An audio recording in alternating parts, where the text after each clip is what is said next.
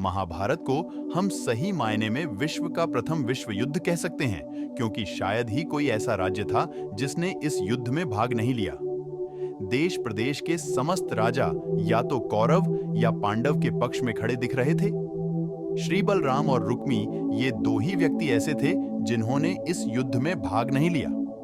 कम से कम हम सभी तो यही जानते हैं। किंतु एक और राज्य ऐसा था जो युद्ध क्षेत्र में होते हुए भी युद्ध का हिस्सा नहीं था। वो था दक्षिण के उडुपी का राज्य। जब उडुपी के राजा अपनी सेना सहित कुरुक्षेत्र पहुंचे तो कौरव और पांडव दोनों ही उन्हें अपनी ओर से युद्ध करने के लिए प्रेरित करने लगे। उडुपी के राजा अत्यंत दूरदर्शी थे। उन्होंने श्री कृष्ण से पूछा, हे माधव, दोनों ओर से जिसे भी देखो युद्ध के लिए लालायित दिखता है, किंतु क्या किसी ने सोचा है कि दोनों ओर से उपस्थित इतनी विशाल सेना के भोजन का प्रबंध कैसे होगा?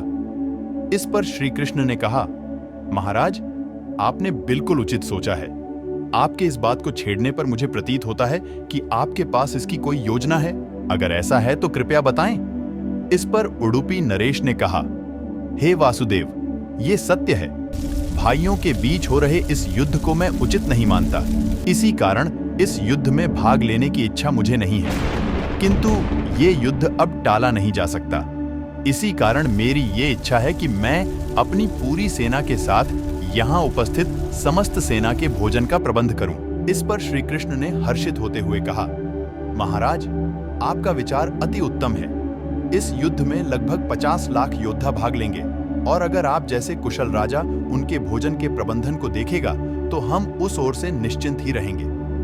वैसे भी मुझे पता है कि सागर जितनी इस विशाल सेना के लिए भोजन का प्रबंधन करना आपके अलावा और किसी के लिए संभव नहीं है। इस प्रकार उडुपी के महाराज ने दोनों सेना के भोजन का प्रभार संभाला। पहले दिन उन्होंने उपस्थित सभी योद्धाओं के लिए भोजन का प्रबंध किया। उनकी कुशलता ऐसी थी कि दिन के अंत तक एक दाना अन्न का बर्बाद नहीं होता था। जैसे जैसे दिन बीतते गए, योद्धाओं की संख्या भी कम होती गई। दोनों ओर के योद्धा ये देखकर आश्चर्यचकित रह जाते थे कि हर दिन के अंत तक उडुपी नरेश केवल उतने ही लोगों का भोजन बनवाते थे जितने वास्तव में उपस्थित रहते थे।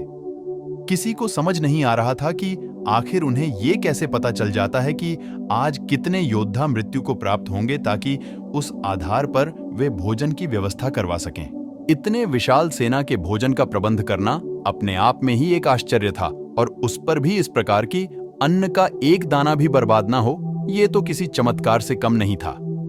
अंततः युद्ध समाप्त हुआ और पांडवों की जीत हुई। अपने राज्याभिषेक के दिन आखिरकार युधिष्ठिर से रहा नहीं गया और उन्होंने उडुपी नरेश से पूछ ही लिया, हे महाराज, समस्त देशों के राजा हमारी प्रशंसा कर रहे हैं कि किस प्रकार हमने कम सेना होते हुए भी कौरवों की सेना को परास्त कर दिया, जिसका नेतृत्व पितामह भीष्म, गुरु द्रोण और हमारे ज्येष्ठ भ्राता कर्ण जैसे महारथी कर रहे थे। किंतु मुझे लगता है कि हम सबसे अधिक प्रशंसा के पात्र आप हैं, जिन्होंने न केवल इतनी विशाल सेना के लिए भोजन का प्रबंध किया, अपितु ऐसा प्रबंधन किया कि एक दाना भी अन्न का व्यर्थ ना हो पाया। मैं आपसे इस कुशलता का रहस्य जानना चाहता हूं। इस पर उडुपी नरेश ने हंसते हुए कहा, सम्राट, आपने जो इस युद्ध में विजय पाई है उसका श्रेय किसे देंगे? इस पर युधिष्ठिर ने कहा, श्री कृष्ण के अतिरिक्त इसका श्रेय और किसे जा सकता है? अगर वे ना होते तो कौरव सेना को परास्त करना असंभव था। तब उडुपी नरेश ने कहा, हे महाराज, आप जिसे मेरा चमत्कार कह रहे हैं वो भी श्री कृष्ण का ही प्रताप है। ऐसा सुनकर वहां उपस्थित सभी लोग आश्चर्यचकित हो गए। तब उडुपी नरेश ने इस रहस्य पर से पर्दा उठाया और कहा, हे महाराज, श्री कृष्ण प्रतिदिन रात्रि में मूंगफली खाते थे। मैं प्रतिदिन उनके शिविर में गिनकर मूंगफली रखता था और उनके खाने के पश्चात गिनकर देखता था कि उन्होंने कितनी मूंगफली खाई है। वे जितनी मूंगफली खाते थे उससे ठीक 1000 गुणा सैनिक अगले दिन युद्ध में मारे जाते थे।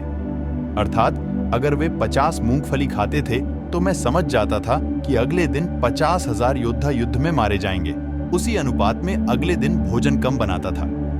यही कारण था कि कभी भी भोजन व्यर्थ नहीं हुआ। श्री कृष्ण के इस चमत्कार को सुनकर सभी उनके आगे नतमस्तक हो गए। ये कथा महाभारत की सबसे दुर्लभ कथाओं में से एक है। कर्नाटक के उडुपी जिले में स्थित कृष्ण मठ में ये कथा हमेशा सुनाई जाती है। ऐसा माना जाता है कि इस मठ की स्थापना उडुपी के सम्राट द्वारा ही करवाई गई थी। तो यह थी महाभारत से जुड़ी छोटी सी कथा। आपको ये कथा कैसी लगी कमेंट करके जरूर बताइएगा। धन्यवाद।